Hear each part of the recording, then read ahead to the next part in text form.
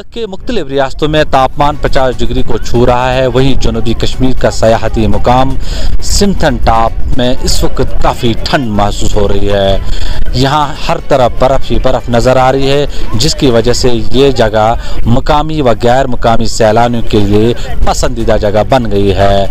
यहाँ इस वक्त भी सैलानियों की एक बड़ी तादाद मौजूद है जो इस खूबसूरत नज़ारे से लुत्फ़अंदोज़ हो रही है। ताहम यहाँ आने वाले सयाहों का कहना है कि यहाँ पर मवासलाती सहूलियात न होने की वजह से उन्हें मुश्किलातों का सामना करना पड़ रहा है। उनकी सरकार से यही अपील है कि यहाँ पर मवासलाती निज़ाम को जल्द से जल्द बेहतर किया जाए। बिल्कुल सुना था, लेकिन अब देखा तो यकीन हो गया।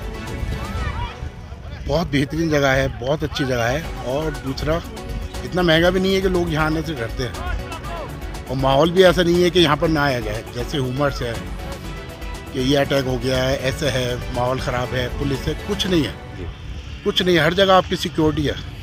मैंने रास्ते में आके देखा, कहीं पर कोई परेशानी नहीं, और टूरिस्ट के लिए तो बिल्कुल नहीं है। उसके लिए तो लाजवाब है ये जगह।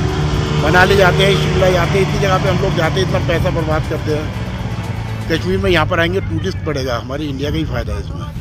के रीवा ज़िले से आया हुआ हूँ पूरे परिवार के सहित, और इस कश्मीर के सिम्टन टॉप पे पहुंचकर एक अद्भुत दृश्य का एहसास हो रहा है।